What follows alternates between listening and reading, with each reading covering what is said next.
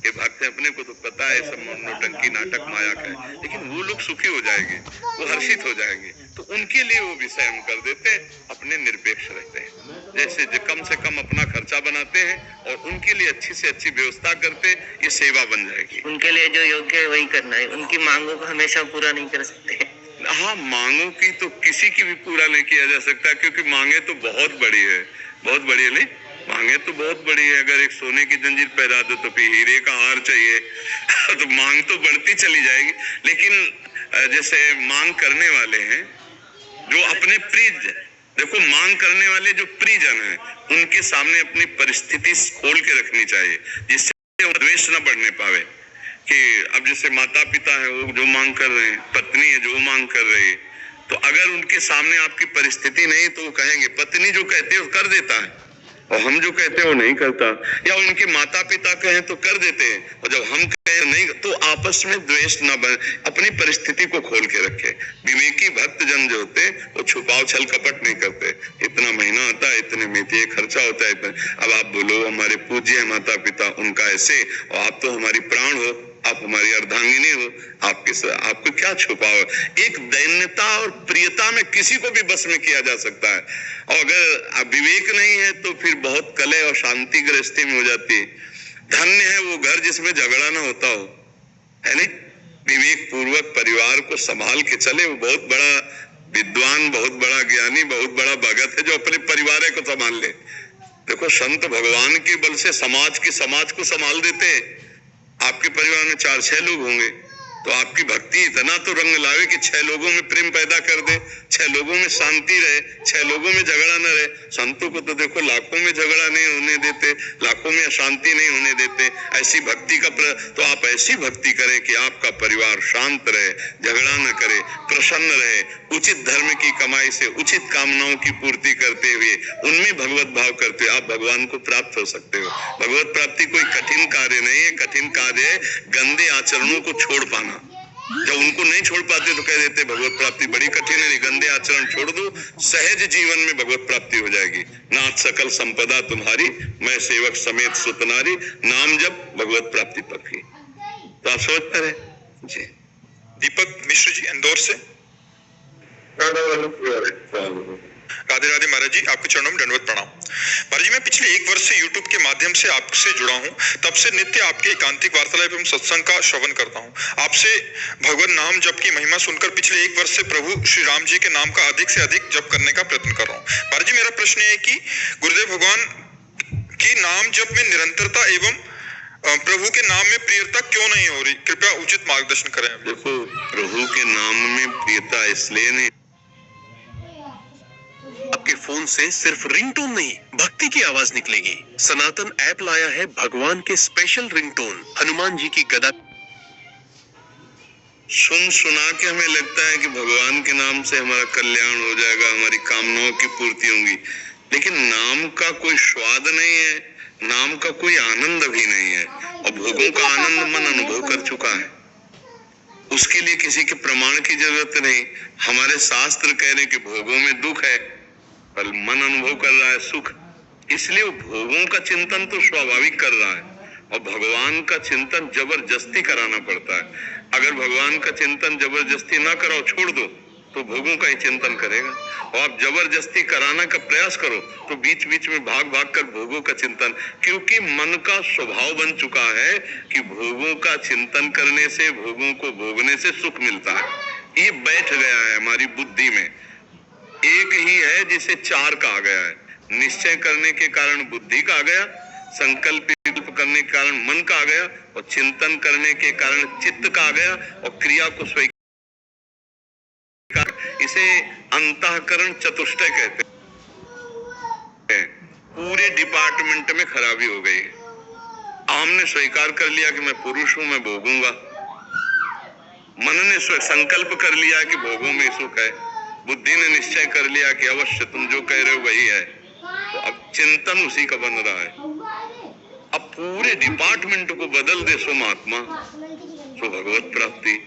अब इसीलिए कठिन पड़ रहा है। पहले स्वीकृति बदले तो बात जल्दी बन जाए। स्वीकृति बन गई है कि जैसे मैं पुरुष हूँ, तो पुरुष शरीर है ना कि मैं, जो मैं तत्व है वो न जाने कितनी योनियों में भ्रमण करते हुए चला आ रहा है। ऐसे इस योनि में आए, ये भी शरीर छूट जाएगा, अगला फिर शरीर आएगा, फिर शरीर को मैं मान लेगा, बार बार जन्म, बार बार मरण।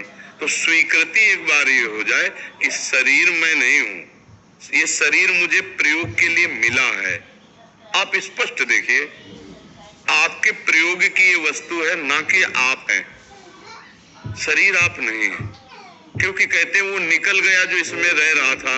अब शरीर में क्या, जैसे कोई पधार जाता है, घर के लोग रोते हैं तो कहते हैं भाई अब मत रो, जो थे वो तो चले गए। तो मतलब शरीर नहीं था वो कुछ था अलग।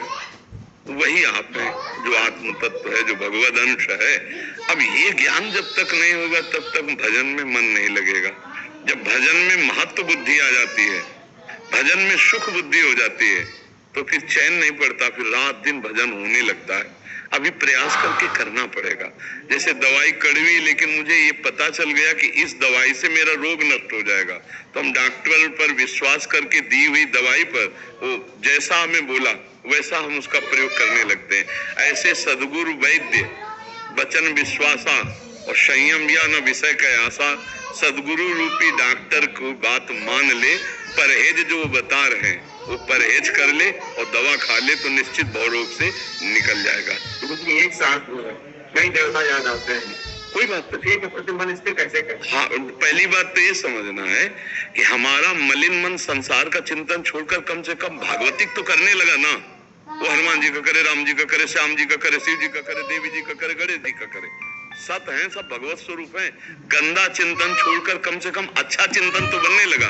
अब ये अच्छा चिंतन अपने आप आगे ठीक हो जाएगा, चलने दो। ऐसा सबके जीवन में होता है, ऐसा सबके जीवन में। तुम्हें कुछ नहीं करना, बस सत चिंतन करते रहो।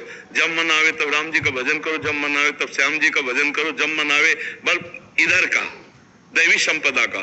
तो सत चिंतन के प्रभाव से जब असत चिंतन हटेगा तब आसक्ति होने लगेगी, और आसक्ति कईयों से नहीं होती। फिर एक कोई ऐसा उभरेगा उनमें से जिसमें आपका मन चपक जाएगा कि अब तो गणेश जी के सिवा हमारा कोई नहीं, अब तो शिव जी के सिवा हमारा कोई नहीं, अब तो राम जी को हम छोड़ नहीं सकते चाहे प्राण निकल जाए, अब तो कृष्ण जी को हमने, वो आएगा आगे चलकर। अभी चलते रहो, जैसे चल रहा है ऐसे ही चलाते रहो, क्योंकि अगर युद्ध करना शुरू किया तो अभी विजय तो मिली नहीं उससे, वो ये भी छोड़ देगा, पीछे हट जाएगा। उसको बहुत प्यार से लगाया जाता है। देखो, नाम जप के हम आपको पद्धति बताते हैं। जैसे हमें एक आदेश मिला कि आप ये नाम जप करो, अब मन उसमें लगता नहीं, मन की चाल है। अब मन कह रहा हम राधा बोलेंगे, हम कृष्ण बोलेंगे, हम राम बोलेंगे, हरि बोलेंगे, तो बोलो राधा कृष्ण हरि राम, राधा कृष्ण हरि राम। अब वो राजी हो गया ना, अब उसको जपो। अब आप एक दिन देख लेना वो राधा ही राधा में डूब जाएगा। उस समय उसको काटना नहीं चाहिए कि नहीं, उन्होंने तो कहा राधा बोलो, हम हरि जप नहीं। बात समझो, इस समय हमारी सबसे पहली शर्त है मन को संसार के चिंतन से हटा के प्रभु में लगाना। फिर प्रभु के जिस नाम रूप में रुचि प्रकट करे प्रभु, गुरुदेव, आचार्य देव, वो अपने आप हो जाएगा। अभी पहले से फंसाओ, नहीं सोचना। इस बात को बहुत गंभीरता से आप लोग पकड़ लीजिए। आना एक में है, लेकिन अभी हम अनेक में फंसे हैं, तो इसको अनेक में फंसाते हैं। असत अनेक से हटाकर सत अनेक में फंसाते हैं। वो अनेक में भी एक ही है। इसको विविध नामों का, ये चूंकि एक में लगना नहीं चाहता, तो इसको विविध नामों में फंसाते हैं।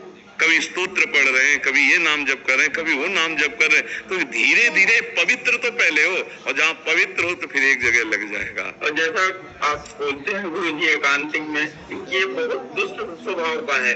कभी कभी तो इतना प्रसन्न हो जाएगा कि ऐसा लगेगा कि पूरे सुबह से लेकर शाम तक भगवान नाम जप करते रहो। बिल्कुल। और कभी कभी थोड़ी सी प्रतिकूल परिस्थिति आ जाएगी, थोड़ी सी, तो हृदय अंदर से एकदम जलन उठेगी, फिर लाएंगे राम राम राम राम राम, फिर धीरे धीरे। पर इसमें ये देखना है कि उस जलन को सह जाना है।